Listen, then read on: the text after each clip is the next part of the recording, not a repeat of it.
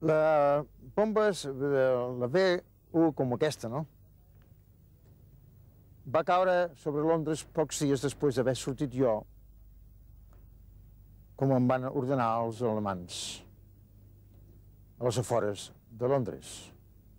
Aquestes bombes eren molt especials perquè feien un soroll, semblava com si fos una motocicleta que passava per sobre la ciutat.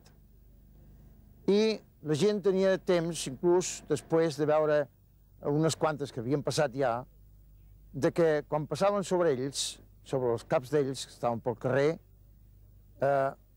tenien la seguretat de que no anava a caure perquè planejava aquesta bomba. Una vegada acabava el soroll, planejava. Ells, els alemanys, en van tirar més de 8.000 bombes d'aquestes sobre la ciutat, un tipus de represàlia, que és per l'assumpte de l'invasió que havia començat ja. I d'aquestes, solament van caure uns 2.000, una miqueta més de 2.000, perquè la RAF, l'aviació britànica, tenia temps d'atacar-les perquè anaven molt a poc. I també les defenses antiaèries que estaven al sud d'Inglaterra en van abatir moltes d'aquestes bombes abans de caure la ciutat. Els alemanys envien diversos missatges a Garbo per sol·licitar-li informació precisa sobre la trajectòria que han de seguir les bombes per poder atacar els nuclis més poblats, objectius d'una acció de represàlia d'aquelles característiques. La reacció immediata de l'MI5 quan vam rebre els missatges a través dels alemanys en els quals sol·licitaven informació sobre la posició exacta de les bombes B1 i B2 caigudes sobre Londres va ser d'un gran alleujament, perquè significava que potser podríem controlar la trajectòria de les bombes i d'aquesta manera podríem eliminar una gran quantitat de morts i també de pèrdues materials pel que feia al centre de Londres.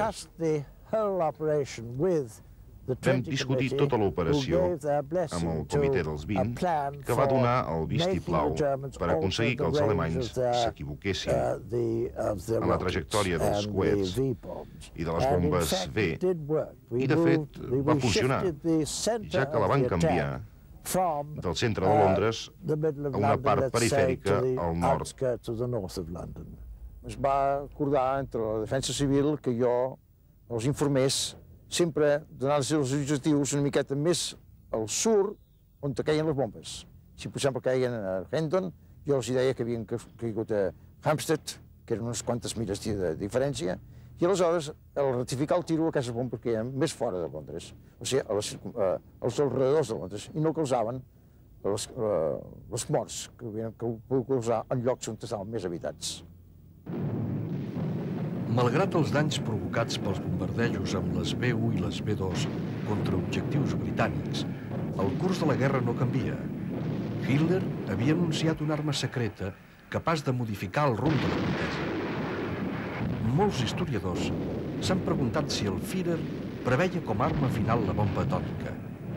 D'altres creuen que si els alemanys haguessin tingut abans les B1 i les B2, haurien bombardejat les concentracions militars que van precedir el desembarcament de Normandia.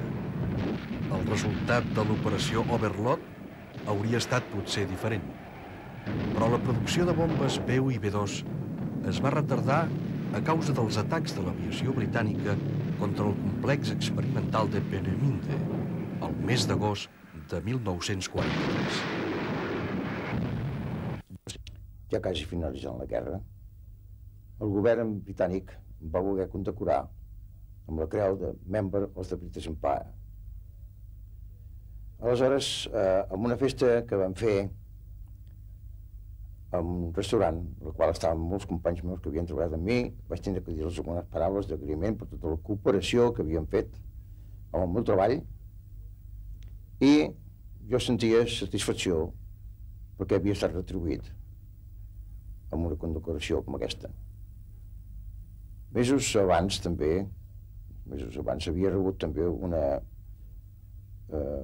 manifestació per un missatge de Hitler, la qual m'agraïa tots els treballs que havia fet també pels alemans i em condecorava amb la Creu de Ferro.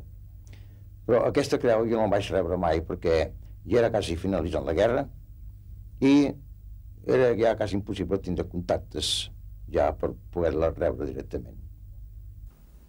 The one thing which delights me, perhaps most of all, about allò que més m'agrada del cas Garbo is that his messages, és el fet que els seus missatges, particularment els referents al dia D, foren tan valuosos per nosaltres que el van guardonar amb la condecoració de l'ordre més important de l'imperi britànic. I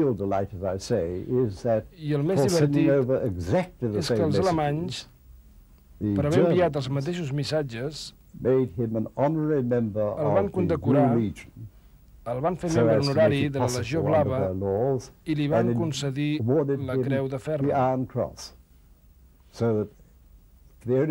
És l'únic cas que jo conec d'una persona que durant una guerra l'hagin guardonat per dos bàndols per haver enviat exactament la mateixa informació.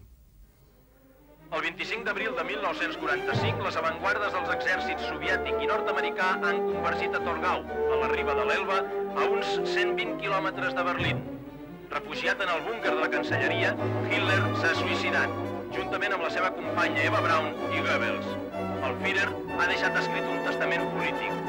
La caiguda del Tercer Reich s'ha precipitat el 7 de maig al quarter general d'Eisenhower a Reims, on s'ha signat la rendició incondicional de totes les forces alemanyes.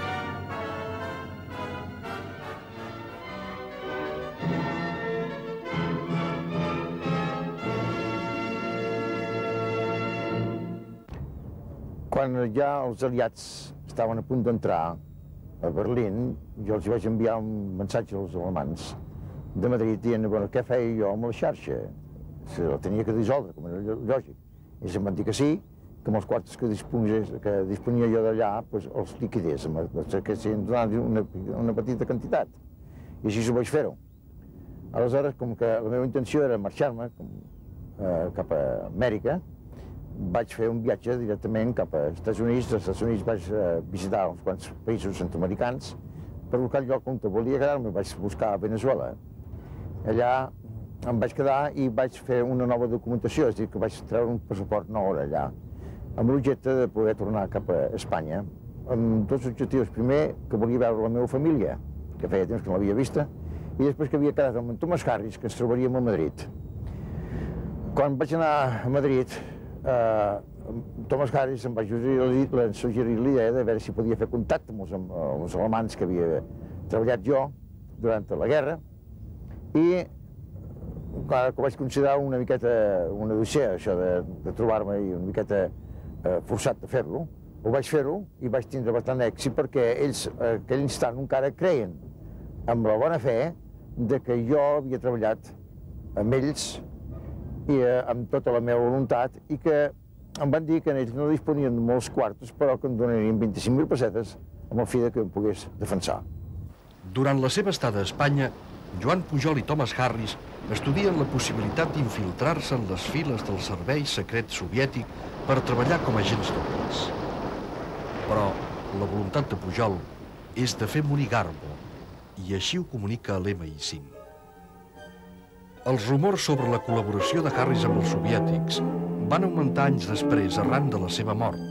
Oficialment va ser un accident, però algunes versions, desmentides amb vehemència pels responsables de l'MI5, han indicat que Thomas Harris podria haver mort assassinat el 27 de gener de 1964, quan el vehicle amb què viatjava es va estavellar contra un arbre en una carretera de Mallorca. Estic completament convençut, encara que mai no podré provar-ho, que Tommy Harris no va ser mai un agent soviètic. Els rumors van ser possibles degut a que Tommy Harris era un artista molt brillant. Va treballar a la mateixa organització i es va fer molt amic d'Anthony Blunt, que era un crític d'art eminent i de forma molt natural, degut a l'atmosfera sòrdida de Londres al final de la guerra, tots dos van trobar molts temes de conversació comuns. Al sortir d'Inglaterra jo tenia el desig d'anar-me a viure en qualsevol país americà. Vaig recórrer diversos països i me'n vaig anar, finalment, vaig recaure a Venezuela, on era un país que vaig veure que era molt progressista. Hi havia molt futur, en el sentit que l'explotació del petroli era molt fort en aquells moments, allà, i vaig trobar un país que, des de luego, era molt agradable per viure, una temperatura molt agradable, sempre, i vaig tratar de connectar-me amb la companyia Shell de Venezuela, que ara es diu Maravent. Aleshores, allà, ells em van contratar com a professor d'idiomes, però tenia que anar a l'interior del país. Això, en lloc de ser una dificultat per mi, va ser una alegria, perquè jo volia precisament passar molt desapercebut allà. I vaig estar treballant en un lloc que deien Lagunilles, una explotació, un camp petroler que hi havia allà. Mort o desaparegut segons la majoria dels seus antics col·laboradors, Joan Pujol va ser localitzat aquest any gràcies a la perseverança de Nigel West, un periodista investigador britànic especialitzat en temes d'espionatge. Un home li va facilitar la informació clau fins a localitzar Joan Pujol a la població venezolana de Lagunilles. Fue que yo le di una señal a Nigel West, que es un periodista experto en la cuestión de espionaje, inglés, bueno, en general, del oeste, y con esto él lo pudo encontrar y localizar, o pudo localizar un familiar en Barcelona.